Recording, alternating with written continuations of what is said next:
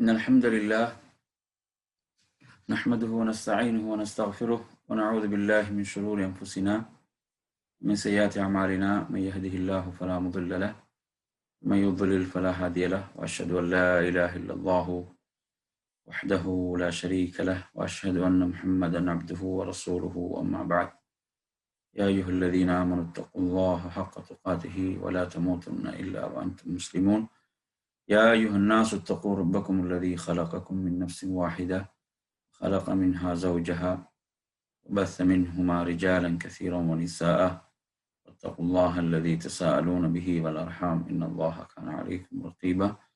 يا أيها الذين آمنوا اتقوا الله وقولوا قولا سديدا يصلح لكم أعمالكم ويغفر لكم ذنوبكم، ومن يطع الله ورسوله فقد فاز فوزا عظيما. فإن أصدق الحديث كتاب الله، وخير الهدي هدي محمد صلى الله عليه وسلم، شر الأمور محدثاتها، وكل محدثة بدعة، وكل بدعة ضلالة، وكل ضلالة في النار. அன்பிற்குரிய நறுமை சகோதரர்களே, தாய்மார்களே, சகோதரிகளே, அஸ்ஸலாமு அலைக்கும் வரஹ்மத்துல்லாஹி வபரகாத்துஹு. நமது இன்றைய மார்க்க வகுப்பில் அழைப்பு பணியின் வழிமுறைகள் என்ற தொடரில் இன்று நாம் பார்க்க போவது மூன்றாவது தொடரை நாம் இன்று பார்க்க போகின்றோம். இன்றைய இந்த தொடரில் நாம் பார்த்தோம் ஒரு அழைப்பாளரிடம் இருக்க வேண்டிய பண்புகள், அதாவது சிஃபாத்து தாஇயா, அழைப்பாளரிடம் இருக்க வேண்டிய பண்புகள் என்ற தொடரில் நாம் நேற்றைய வகுப்பில் ஒரு அழைப்பாளரிடம் இருக்க வேண்டிய 4 பண்புகளை பற்றி நாம் பார்த்தோம். அதில் 5வது பண்பாக நாம் பார்ப்போம், ஒரு அழைப்பாளர் ஒரு தாயிடம் இருக்க வேண்டிய பண்புகள்ல அல் வஅயுல் காமில் பிமா யுஹீது பித்தஅவா வ பிவாகிஇஹா வ முத்தல்லபாத்திஹா ஃபி அஸ்ரிஹி வ பிவாகிஇல் மதுஊவீன். அதாவது ஒரு அழைப்பாளர் அந்த தஅவாவை சூழ்ந்துள்ள அந்த விஷயங்கள், இந்த தஅவாவை சூழ்ந்துள்ள விஷயங்கள், அதே போன்று அந்த அவர் வாழக்கூடிய அந்த காலத்தில் தஅவாவில் எப்படியான அணுகுமுறைகள் மேற்கொள்ளப்பட வேண்டும், அதே போன்று தஅவாவின் தேவைகள், அழைக்கப்படுவர்களுடைய நிலைகளை பூரணமாக அறிந்திருத்தல். இதுல நாங்க என்ன புரிஞ்சு கொள்ளக்கூடாதுண்டா, அதாவது நாங்க தஅவாவுடைய முன்மாதிரியை நாம் நபிமார்களிடமிருந்து தான் பெற வேண்டும். தஅவாவுடைய முன்மாதிரி என்பது நபிமார்களிடமிருந்து பெறப்படுவது. நாம் என்ன செய்யலாம் என்றால், நாம் வாழக்கூடிய காலத்தில் அந்த அடிப்படைகள் மாறாது. அடிப்படைகள் என்பது குர்ஆனும் சுன்னாவும், அதிலிருந்து தான் அந்த தஅவாவுடைய முறை. ஆனால் நாம் வாழக்கூடிய காலத்துக்கு ஏற்ப நாம் என்ன செய்கிறோம், நாம் அவற்றை நவீன தொழில்நுட்பங்களை பயன்படுத்துகிறோம், அந்த பொருத்தமான முறைகளை நாம் பயன்படுத்துகிறோம் என்றால் அதில் தடை இல்லை. ஆனால் என்ன செய்யக்கூடாது, தஅவாவில் நாம் பார்க்கிறோம் சிலருடைய தவறான அணுகுமுறைகள், அதை நாங்கள் பின்னால பார்ப்போம் இன்ஷா அல்லாஹ். அப்படியான சில அணுகுமுறைகள் இருக்கின்றன. அப்ப அவ்வாறு நினைத்த மாதிரி என்ன செய்வது, மாற்றுவது என்பது அல்ல. அந்த மாற்றங்கள் எப்படிப்பட்டவைகள் என்பது கவனிக்கப்பட வேண்டும் தஅவாவில். ஏன்னா நாங்கள் இன்றைக்கு பார்க்கிறோம், நிறைய பேர் என்ன செய்யறாங்க, சத்தியத்தை சொல்லக்கூடிய விஷயத்தில் அவங்களோட சில நெகிழ்வு தன்மைகள் என்ன செய்யுது, அதாவது பாத்திலை அசத்தியத்தை வலுவூட்டக்கூடிய நிலைகள் எல்லாம் இருக்கின்றன. எனவே அப்படி அல்ல. இதில் கவனிக்க வேண்டிய விஷயங்களை பொறுத்தவரையில அடிப்படைகள் அதே அடிப்படைகள் தான். இப்ப இதனுடைய அந்த அணுகுமுறைகள், நாம் வாழக்கூடிய காலத்தில் நாம் நவீன அந்த தொலைத்தொடர்பு விஷயங்கள், இவைகள் எல்லாம் பயன்படுத்தலாம், தடை இல்லை என்று இருக்கும் வரை. அழைக்கப்படக்கூடிய நிலைகளை பூர்ணமாக அறிந்திருத்தல், அப்ப இதன் அடிப்படையில் நீங்க எடுத்தீங்கன்னு சொன்னா, இதன் அடிப்படையில அவர் சரியான திட்டங்களை வகுத்துக் கொள்ள வேண்டும் தஅவாவில். அதே போன்று முன்னுரிமை கொடுக்கப்பட வேண்டியவைகள் வரையறுக்கப்பட வேண்டும். எதற்கு முன்னுரிமை, தஅவாவில் நாங்கள் எதற்கு முன்னுரிமை கொடுத்தல், அதே போன்று குறை நிறைகளை மதிப்பிடுதல், குறை நிறைகளை நாங்க மதிப்பிடுதல் போன்ற விஷயங்கள் எல்லாம் இதில் என்ன செய்யப்படும், இதில் உள்ளடக்கப்படும். இது ஒரு தாயிடம் இவைகள் இருக்க வேண்டும். ஒருத்தர் என்ன செய்யறது, இல்ல நான் இப்படித்தான் தாவா செய்வேன், ஏற்றுக்கொள்ளக்கூடியவர்கள் ஏற்றுக்கொள்ளட்டும், மறுக்கக்கூடியவர்கள் மறுக்கட்டும் என்பதல்ல. அதில் நாம் கடைபிடிக்கக்கூடிய அணுகுமுறைகள் என்பவைகள் மிக முக்கியமானவைகள் என்பதை நாங்கள் மறந்துவிடக் கூடாது. அப்ப எனவே அதுல நாங்க பார்க்கிறோம், பின்னால பாருங்க, அழைப்பு பணியின் அந்த போக்கில் நுட்பத்தை கடைபிடித்தல். அதுல நாங்க என்ன செய்யறது, இதை சொல்வார்கள் அல் ஹிக்மத்து ஃபில் உஸ்லூப். அந்த தாவாவை செய்யக்கூடிய முறையில் நாம் என்ன செய்வது, ஒரு விவேகத்தை, நாம் ஒரு நுட்பத்தை நாம் கடைபிடித்தல் என்பதை இதிலே குறிப்பிடுகிறார்கள். உதாரணமாக அந்த அழைப்பாளர் எவரை அழைக்கிறாரோ அவர்களுக்கு பொருத்தமான சிறந்த வழிமுறைகளை தெரிவு செய்து ஒவ்வொரு வழிமுறைகளையும் அதற்குரிய இடத்தில் பயன்படுத்துவது, அதற்குரிய இடத்தில் அந்த வழிமுறைகளை பயன்படுத்தல். அல்லாஹு தஆலா குர்ஆன்ல சொல்லும் போது இதுதான் நாங்க தாவாவினுடைய மிக பிரதானமான வசனம். குர்ஆன்ல நீங்க எடுத்தீங்கன்னா இது நாங்க தாவாவுக்கு இதை நாம் ஒரு கீ என்று கூட சொல்லலாம், இதை ஒரு சாவி திறவுகோல் என்று கூட சொல்லலாம். எந்த வசனம்? உதுஉ இலா சபீலி ரப்பிக பில் ஹிக்மதி வல் மவ்இதத்தில் ஹஸனா வஜாதில்ஹும் பில்லதி ஹிய அஹ்ஸன்.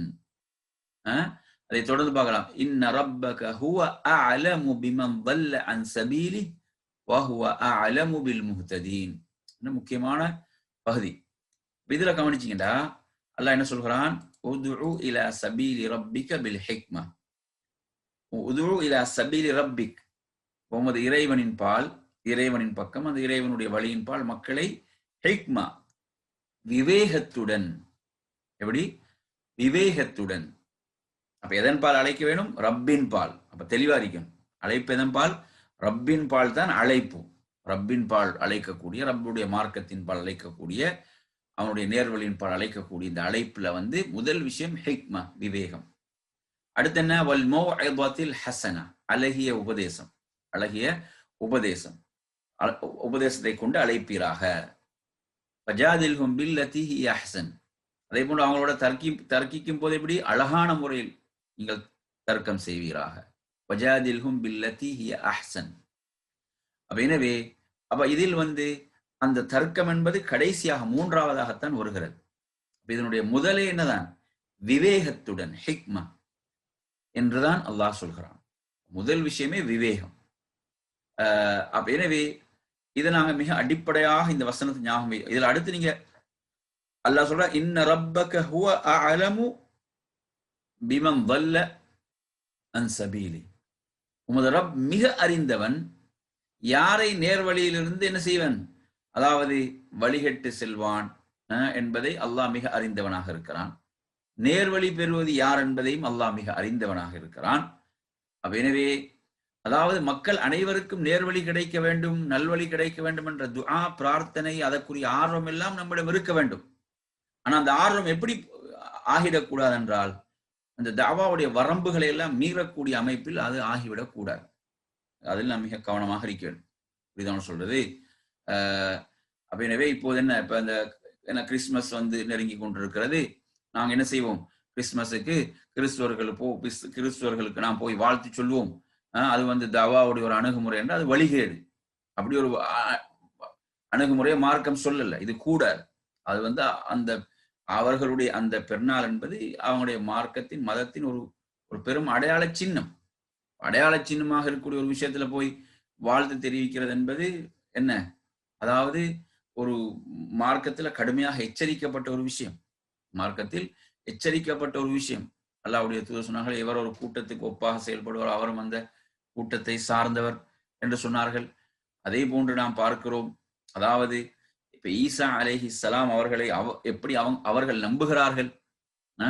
அவர்கள் நம்பக்கூடிய முறையை நீங்க எடுத்தீங்கன்னா, அவர்கள் கடவுளாக நம்புகிறார்கள், அல்லது கடவுளின் பிள்ளை, குமாரராக நம்புகிறார்கள்.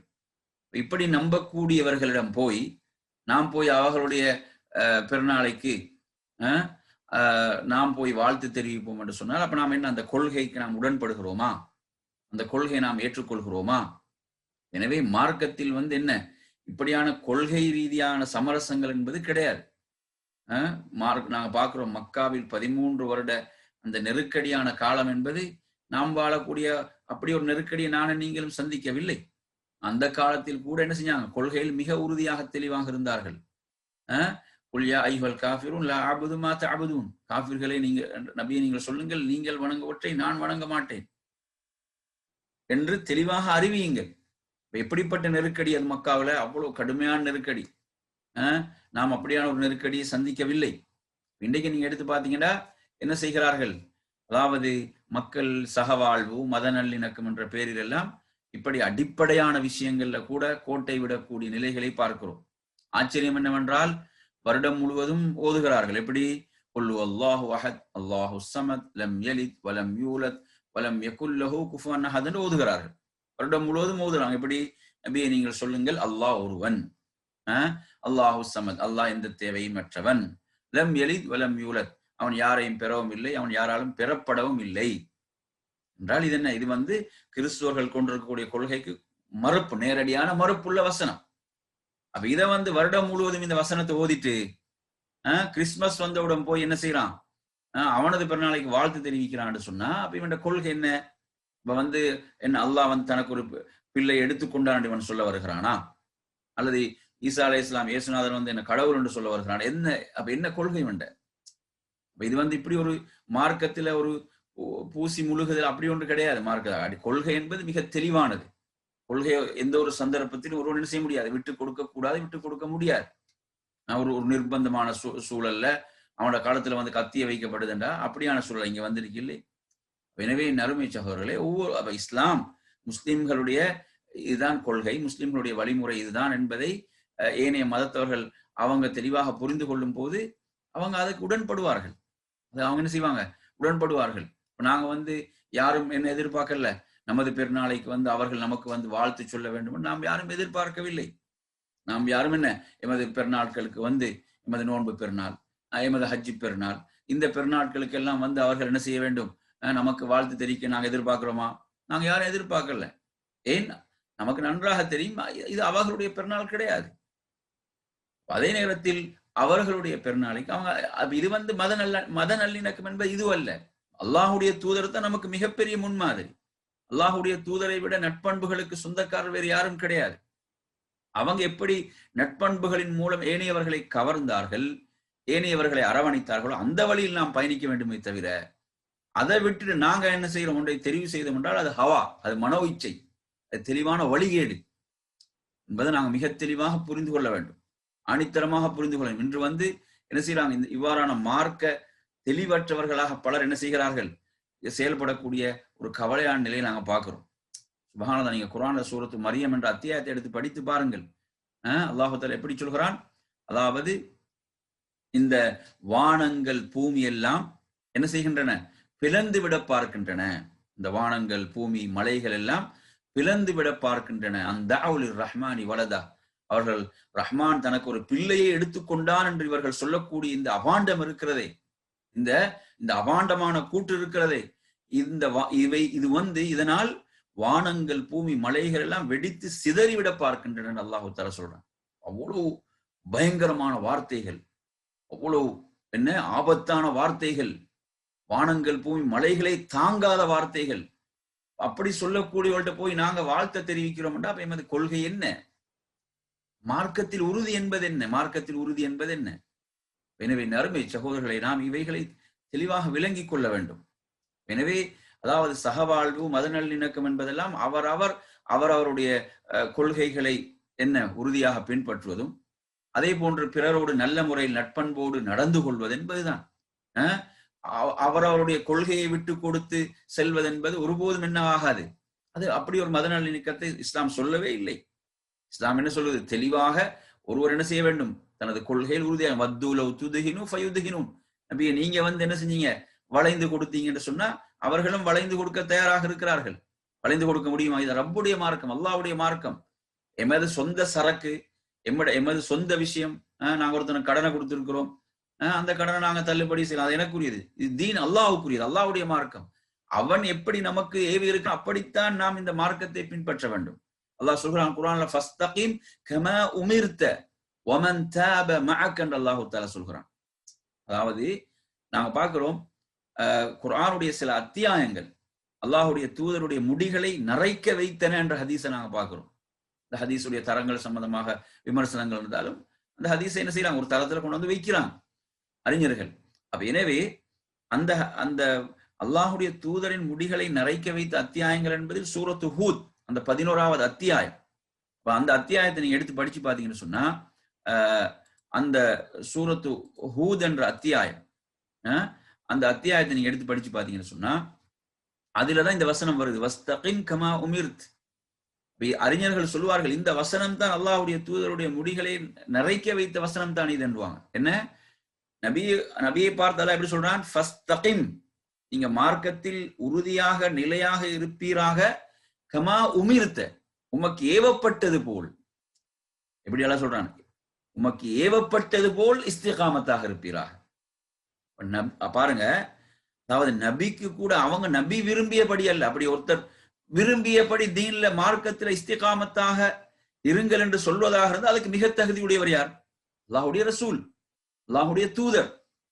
நீங்க விரும்பியபடி மார்க்கத்துல இஸ்திகாமத்தாக உறுதியாக இருங்க என்று சொல்வதாக இருந்தால், அப்படி ஒரு கட்டளை அல்லாஹ்வின் புறத்தில் வருவதாக இருந்தால் அதுக்கு மிக தகுதி உடையவர் யார்? அல்லாஹ்வுடைய ரசூல், அல்லாஹ்வுடைய தூதர்.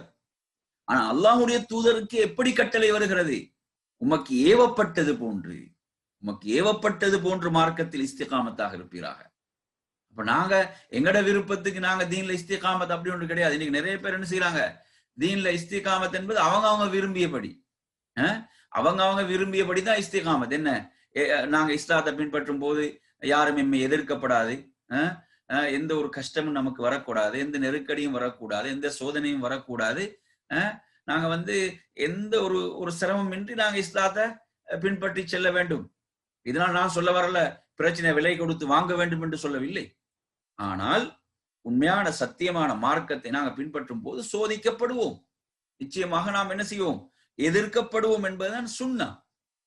அப்ப அதான் என்ன, அப்படியான எந்த எதிர்ப்பும் வரக்கூடாது என்பதற்கு நாங்க என்ன செய்வோம், மார்க்கத்தை எவ்வளவு வளைந்து கொடுக்க முடியுமோ, எவ்வளவு எல்லாம் வளைந்து போக முடியுமோ, கொள்கையை விட்டு கொடுக்க முடியுமோண்டா என்ன, நாங்க மறுமையில் வெற்றி பெற முடியாது, மறுமையில் நாம் என்ன செய்ய முடியாது, வெற்றி பெற முடியாது. எனவே சுப்ஹானல்லாஹ், இப்படி நாங்க இன்றைக்கு நிறைய பேருடைய நிலையை பார்க்கிறோம்.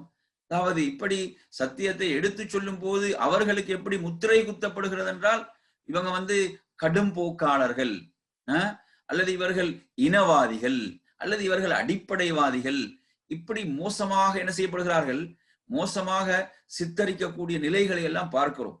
உண்மையாக குர்ஆனையும் சுன்னாவையும் மக்களுக்கு எடுத்து சொல்லி ஒரு கொள்கையை இஸ்லாமிய மார்க்கத்துல நாங்க என்ன செய்திருக்கிறோம், லா இலாஹ இல்லல்லாஹ், லா இலாஹனா எந்த கடவுளும் இல்லை, இல்லல்லாஹ் அல்லாஹ்வை தவிர என்பதுதான் நமது அடிப்படையான கொள்கை.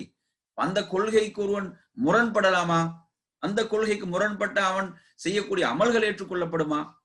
எனவே அன்பிற்குரிய அருமை சகோதரர்களே, சுப்ஹானல்லாஹ், தஅவாவில் விவேகம் என்பது அல்லாஹ்வுடைய தூதரிடம் இருந்த விவேகத்தை விடவுமா?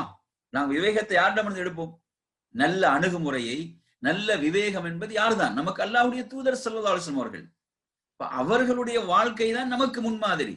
அவர்கள் ஏனைய மதத்தவர்கள், பிற மதத்தவர்களோடு எப்படி அவர்கள் நடந்து கொண்டார்கள், அதுதான் நமக்குரிய முன்மாதிரியை தவிர அதையும் தாண்டி என்ன, அவர்கள் காட்டித்தராத வழிமுறையும் தாண்டி இல்ல நாங்க இன்னும் கூடுதலாக நாங்க என்ன செய்யறது, மத நல்லிணக்கத்தை பேண வேண்டும் என்று போனா அப்படியே போக வேண்டியதுதான். அல்லாஹ் பாதுகாக்க வேண்டும். எனவே நறுமை சகோதரர்களே, நாம் இந்த சத்தியத்தை, யதார்த்தத்தை சரியாக புரிந்து கொள்ள வேண்டும். நிறைய பேர்ல என்ன செய்யுது, நிறைய சிக்கல்கள் இப்படியான விஷயங்கள்ல இருப்பதை நாங்க பாக்குறோம். அதாவது என்ன நினைக்கிறாங்க, அல்லாஹ் குர்ஆன்ல கேட்கிறானா இல்லையா, நீங்க சொர்க்கத்தை லேசா சொர்க்கத்துல நுழையலாம்னு நினைக்கிறீங்களா என்று கேட்கிறான் அல்லாஹ். அது யாரை பார்த்து கேட்கிறான்? அன்று அவ்வளவு தியாகங்கள், அர்ப்பணிப்புகள் செய்த சஹாபாக்கள், நபித்தோழர்கள், அவர்களை பார்த்து அல்லாஹ் கேட்கிறான், சொர்க்கத்தை நீங்க என்ன ஹஸிப்தும் அன் ததுகுல் ஜன்னா, சொர்க்கத்தை நீங்க லேசா முன்னுண்டானவர்கள் செய்த தியாகங்கள், அர்ப்பணிப்புகள் எல்லாம் செய்யாம அப்படி நீங்க நுழையலாம்னு நினைக்கிறீங்களான்னு கேட்கிறான். அது மாதிரி இன்றைக்கு நிறைய பேர் நினைக்கிறாங்க, எந்த ஒரு கஷ்டம், எந்த நெருக்கடி யாரும் எதிர்க்க கூடாது. இங்கு நாங்க இன்னொரு விஷயம் தெளிவா புரிந்து, நாங்க என்ன செய்யல, அதாவது பிரச்சனைகளை விலை கொடுத்து வாங்க நாம் இங்கு சொல்லவில்லை. ஆனால் ஒரு மார்க்கத்தை, சத்தியத்தை அவரது சக்திக்கு உட்பட்டு அவர் பின்பற்ற வேண்டும், அவர் கொள்கை என்ன செய்ய வேண்டும் விட்டு. நாங்க நமக்கு மிகப்பெரிய ஒரு முன்மாதிரி தான் மக்காவில் ரசூலுல்லாஹ் வாழ்ந்த வாழ்க்கை, 13 வருடம் மிகப்பெரிய பொறுமை, சகிப்புத்தன்மையோடும் பொறுமையோடும் என்ன செய்யல, அவங்க யாரையும் எதிர்த்து தாக்குமாறு அங்கு யாருக்கும் கட்டளை பிறப்பிக்கவில்லை. அங்கு சோதனைகளையும் கஷ்டங்களையும் சகித்துக் கொள்ளுமாறுதான். எந்த அளவுக்குன்னா ரசூலுல்லாஹ் நடந்து போவாங்க, சஹாபாக்கள் ரசூலுல்லாஹ்வுடைய கண் முன்னாலே துன்புறுத்தப்படுவார்கள். ரசூலுல்லாஹ் போவாங்க, போகும்போது அல்லாஹ்வுடைய தீனை மார்க்கத்தை ஏற்றுக்கொண்ட காரணத்தால் அவங்களோட கண் முன்னாலே என்ன செய்வார்கள், பலர் துன்புறுத்தப்பட்டு கொண்டிருப்பார்கள். ரசூலுல்லாஹ் யாசிர் ரலியல்லாஹு அன்ஹு அவர்கள் அவருடைய குடும்பத்தை பார்த்து சொல்லுவாங்க, அவங்க எல்லாம் துன்புறுத்தப்படுவார்கள், வேதனை செய்யப்படுவார்கள், சுடு மணல்ல போட்டு சித்திரவதை செய்யப்படுவார்கள். சொல்லுவாங்க, அதை தாண்டி போவாங்க. போகும்போது என்ன சொல்லுவாங்க, யாசிருடைய குடும்பத்தினரே பொறுமையாக இருங்கள், உங்களுக்கு வாக்களிக்கப்பட்ட இடம் சொர்க்கம் என்று சொல்வார்கள். அங்கு பொறுமையைத்தான் ரசூலுல்லாஹ் சொல்ல முடிந்ததை தவிர நீங்க திருப்பி தாக்குங்கள், திருப்பி அடியுங்கள் என்று எல்லாம் அங்க சொல்லவே இல்லை. அப்படியான நிலை நாங்க அப்படி ஒரு நிலையை சந்திச்சுக்கிறோம்னா இல்லை. ஆனா அப்பயும் என்ன செஞ்சாங்க, கொள்கையில் மிக உறுதியாக தெளிவாக, கொள்கை அங்க விட்டு கொடுக்கப்படவில்லை. அவ்வளவு வேதனை ஏன் சந்தித்தாங்க, கொள்கைக்காக. அந்த வேதனைகள் எல்லாம் என்ன, அவர்கள் வந்து சொன்ன மாதிரி எங்கட சிலைகளை நீங்க ஒரு வருஷத்துக்கு வணங்க, உங்களோட அல்லாஹ் நாங்க ஒரு வருஷத்துக்கு வணங்க ஒப்பந்தம் போட்டிருந்தா என்ன நடந்திருக்கும், அங்க எந்த பிரச்சனையும் இருக்காது. அது கூட என்ன, அல்லாஹ் உடனே வசனத்தை இறக்குற, நபியை சொல்லுங்கள், நீங்கள் வணங்குவற்றை நான் வணங்க மாட்டேன். இப்படி ஒரு இறுக்கமான நெருக்கடியான சூழல்ல இது இறங்கியது. எனவே நறுமையான சகோதரர்களே, இது நாங்க மிக தெளிவாக புரிய வேண்டிய விஷயங்கள். இன்றைக்கு நிறைய பேர் என்ன செய்யறாங்க, இந்த விஷயங்களை குழப்பி கொண்டு இருக்கிறார்கள், இதுல மக்களையும் வழிகெடுத்து கொண்டு இருக்கிறார்கள். அப்ப நாங்க இதுல மிக கவனமாக எச்சரிக்கையாக இருக்க வேண்டிய ஒரு பகுதி என்பதை நாம் புரிந்து கொள்ள வேண்டும். ஏனென்றால் அல்லாஹுடைய தூதர் நபி தோழர்களை விட நட்பண்புகளின் மூலம் இஸ்லாத்தை உலகத்துக்கு கொண்டு சென்றவர்கள் வேறு யாரும் இருக்க முடியாது. சுப்ஹானல்லாஹ், பின்னால் வரும் நற்குணங்களை பாருங்க, நற்குணங்கள் அடுத்து வருது. எனவே தஅவாவில் விவேகம், தஅவாவில் நீங்க எடுத்தீங்கன்னா விவேகம் என்பது என்ன, விவேகம் என்பது நாங்க பொருத்தமான இடத்துக்கு பயன்படுத்துறது. எது மிக பொருத்தமோ, எது மிக பொருத்தமான வார்த்தைகளோ, எது மிக பொருத்தமான சூழலோ, அதற்கேற்ப நாம் அந்த தஅவாவை மேற்கொள்வதுதான் விவேகம். இப்படிதானே? உதாரணமா நீங்க வைங்க, நீங்க உங்களோட கம்பெனில வேலை செய்றீங்க, ஒரு கம்பெனில நீங்க வேலை பார்க்குறீங்க, நீங்க உங்களோட கம்பெனில வேலை பார்க்கக்கூடிய செய்து உங்களுக்கு ஒன்றை சாதித்துக் கொள்ள வேண்டி இருக்கிறது. அல்லது ஒரு மனைவி, ஒரு கணவன் மனைவியை எடுத்துக்கொள்வோம், ஒரு மனைவிக்கு வந்து கணவனிடமிருந்து ஒன்றை சாதித்துக் கொள்ள வேண்டி இருக்கிறது என்று நாம் வைத்துக் கொள்வோம். அல்லது பிள்ளைகளுக்கு பெற்றோரிடமிருந்து ஏதாவது ஒன்றை சாதித்துக் கொள்ள வேண்டி இருக்கிறது என்று வைத்துக் கொள்வோம். அப்ப இந்த நேரத்தில் அது அவர்களுக்கு மிக தேவையுடையதாக இருக்கிறது. அப்ப அவங்க என்ன செய்வாங்க, அதற்கு மிக பொருத்தமான நேரம் எது, அவர் இப்ப நல்ல மூட்ல இருக்கிறாரா என்பதை நாங்க கவனிப்போமா இல்லையா? முதலாவது விஷயம் என்ன பார்ப்போம், அவர் இப்போது நல்ல மூட்ல இருக்கிறாரா, இது அதற்கு பொருத்தமான நேரமா, இதை சொல்வதற்கு இது பொருத்தமான நேரமா என்பதை எல்லாம் நாங்க பார்த்து, அப்படித்தானே, ஒரு கம்பெனி என்று சொன்னா மேனேஜர் என்ன மூட்ல இருக்கிறாரு, இது அதற்கு பொருத்தமான நேரமா என்று பார்ப்போம். நமது ஒரு தேவை நாம் சாதித்துக் கொள்ள வேண்டும் என்றால், அதே போன்றுதான் ஒரு மனைவி கணவனிடம், அதே போன்றுதான் பிள்ளைகள் பெற்றோரிடம், அதே போன்றுதான் நண்பர்கள் மற்ற நண்பர்களிடம். எனவே இது வந்து என்ன, தனக்கு ஒரு தேவை என்று வரும்போது நாம் என்ன செய்வோம், அதற்கு பொருத்தமான நேரம், பொருத்தமான வார்த்தைகள், பொருத்தமான சூழல், இவைகளை எல்லாம் பார்ப்போமா இல்லையா? அதே போன்றுதான் தஅவா. தஅவா என்பதும் அவ்வளவு நமக்கு இன்றியமையாத தேவையான ஒரு விஷயம் அது. எனவே நாம் என்ன பார்க்க வேண்டும், அதை எடுத்து சொல்லும் போது இந்த நேரம் பொருத்தமாக இருக்கிறதா, இந்த நேரத்தில் இவருக்கு சொல்லலாமா, என்ன வார்த்தைகள் நாம் பயன்படுத்தலாம், எப்படியான வார்த்தைகள் அவருடைய உள்ளத்தை சென்றடையும், இதுதான் விவேகம் என்பது, ஹிக்மா என்பது இதுதான். எனவே நறுமையான சகோதரர்களே, இப்ப ஹிக்மா என்பது என்ன கிடையாது, கொள்கையை விட்டு கொடுத்து அங்க கொள்கையில அட்ஜஸ்ட்மெண்ட் செய்யறது, மார்க்கத்தை விட்டு கொடுக்கறதல்ல விவேகம் என்பது. இதை நாங்க புரிந்து கொள்ள வேண்டும். எனவே இதுல முதலாவது நீங்க எடுத்தீங்கன்னா தாவாவுடைய முறையில் என்ன, ஹிக்மா, விவேகம். சிலரை பாத்தீங்கன்னா அவங்களுக்கு அதெல்லாம் முக்கியம் இல்லை, அவங்க நாங்க தாவா செய்யறோம் என்று வந்து இவைகளை எல்லாம் பேணாம பலர் என்ன செய்யறது, விரண்டோடக்கூடிய நிலைகள் எல்லாம் இருக்கிறது. அதிலிருந்து அல்லாஹ் நம்மை பாதுகாக்க வேண்டும். விவேகத்தோடு, அதே போன்று அழகிய உபதேசங்களை கொண்டு, அடுத்து என்ன, அதாவது அழகிய உபதேசங்கள், அந்த உள்ளங்களை ஈர்க்கக்கூடிய, உள்ளங்களை சென்றடையக்கூடிய உபதேசங்கள், இதுல நாங்க என்ன நன்றாக விளங்க வேணும். இதுக்கெல்லாம் முன்மாதிரி அல்லாஹ்வுடைய தூதர் சஹாபாக்கள் தான். இது நாங்களாக சுய விளக்கங்கள் கொடுத்து கொள்கையெல்லாம் விட்டு கொடுக்கிறது என்பது அல்ல. இன்னும் நிறைய பேர் அப்படி என்ன செய்யறாங்க, அழகிய உபதேசம் அதுக்கு அவங்களாக ஒரு சுய விளக்கம் கொடுக்கிறது. அழகிய உபதேசம் என்றால் என்ன? அவங்களோட உள்ளங்கள் புண்படுற மாதிரி என்ன செய்யக்கூடாது? ஷிர்க்ல இருக்கிறாங்களா, அப்ப ஷிர்க்கை தடுக்க கூடாது, அப்படியே விளங்குறது? அப்படி அல்ல. எனவே ரசூலுல்லாஹி அவர்கள் எதிர்க்கப்பட்டாங்கன்னா, சஹாபாக்கள் எதிர்க்கப்பட்டாங்கன்னா அவங்க அழகிய உபதேசம் செய்யலையா? அழகிய உபதேசம் தான் செய்தார்கள். அழகிய முறையில் செய்தாலும் எதிர்க்கப்படுவோம், அதான் உண்மை. விவேகத்துடன் செய்தாலும் எதிர்க்கப்படுவோம், அது உண்மை. அதை நாங்கள் புரிந்து கொள்ள வேண்டும். எனவே நறுமை சகோதரர்களே, அப்ப இதுல இந்த அடிப்படைகள் மிக முக்கியமானது. அப்போ ஒரு தாய் இவற்றை கவனிக்க வேண்டும். அடுத்ததாக இதுல நாங்க என்ன கவனிக்க வேணும்? நற்குணங்களை அணிகலன் ஆக்குதல். நற்குணங்களை அணிகலன் ஆக்குதல் ஒரு தாயிடம் இருக்க வேண்டிய பண்புகள்ல, அதாவது ஒரு மனிதனோடு நம்மை மிகவும் இணைத்து வைக்கக்கூடியது. அதை நாம் ஒரு பாலம் என்று கூட சொல்லலாம். நாங்க பிறரோடு உள்ள அந்த ஒரு ஊடகமாக, ஒரு ஊடகம் தான் நட்பண்புகள் என்பவைகள். ஏன்னா நட்பண்புகள் என்பது அனைவரும் விரும்புவோம். நாம் அனைவரும் விரும்பக்கூடியது என்ன? நற்குணங்கள். நற்குணங்களை நாம் அனைவரும் விரும்புகிறோம். எனவே அனைவரும் விரும்பக்கூடிய, ஒருவரை இன்னொருவரோடு நெருக்கி வைக்கக்கூடிய ஒரு விஷயம் தான் நற்குணங்கள், நட்பண்புகள் என்பது. எனவே ஒரு தாயிடம் என்ன இருக்க வேண்டும்? நட்பண்புகள் இருக்க வேண்டும். அல்லாஹு தஆலா குர்ஆன்ல சொல்லும் போது தனது தூதரை பற்றி எப்படி சொல்கிறான்? وَإِنَّكَ لَعَلَى خُلُقٍ عَظِيمٍ, நிச்சயமாக நீர் மிக உயர்ந்த மகத்தான நற்குணமுடையவராக இருக்கின்றீர். ரசூலுல்லாஹ் எப்படி அல்லாஹ் சொல்றான்? மிக மகத்தான உயர்ந்த நற்குணமுடையவராக இருக்கின்றீர் என்று அல்லாஹு தஆலா சொல்கிறான். ரசூலுல்லாஹ் மதீனால இருந்த கிறிஸ்துவர்கள்ட்ட போய் கிறிஸ்துமஸுக்கு வாழ்த்து சொன்னாங்களா? ஆதாரம் காட்ட முடியுமா? கிடையாது. அங்க ரசூலுல்லாஹ் உடைய நற்குணங்கள் எதுவாக இருந்துச்சு? இப்படி கொள்கையில விட்டு கொடுக்கக்கூடிய சமரசங்கள் என்பது அல்ல என்பதை நாம் புரிந்து கொள்ள வேண்டும். நற்குணங்களை எப்படி ரசூலுல்லாஹ் பிறரோடு நடந்து கொண்டாங்க என்ற முன்மாதிரிகளை நாம் படிக்க வேண்டும். படித்து அதுதான் நமக்குரிய முன்மாதிரி என்று நாம் விளங்க வேண்டும். ரசூலுல்லாஹ் பாருங்க, அல்லாஹ் எப்படி சொல்றான்? அல்லாஹ் ரப்புல் ஆலமீன் சொல்கிறான், மகத்தான நற்குணமுடையவராக இருந்தீர். இவங்க இப்ப என்ன சொல்ல வராங்க? இல்ல அவங்களை விட நாங்க நற்குணமுடையவர் என்று சொல்லுவாங்களா? அப்படி சொல்ல வருகிறார்களா? சொல்லுவார்களா? முடியாது. சுப்ஹானல்லாஹ். அதாவது நீங்க எடுத்தீங்கன்னு சொன்னா, கவனிக்க வேண்டிய பகுதிகளை கவனிக்காம விட்டுட்டு, உதாரணமாக கவனிக்க வேண்டிய பகுதிகள் என்ன? இப்ப நாங்க பிற சமுதாயங்களுக்கு மத்தியில வாழுகிறோம்.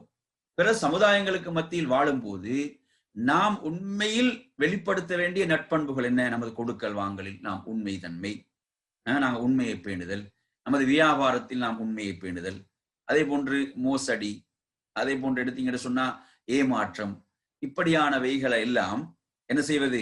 நமது வியாபாரத்துல கொடுக்கல் வாங்கல்ல இப்படி மோசடிகள், பொய்கள், உண்மைத்தன்மை இல்லை, ஏமாற்றம், இவைகளை எல்லாம் கொண்டு வந்துட்டு எங்க கிறிஸ்துமஸுக்கு போய் வாழ்த்து சொன்னா சரி வருமா?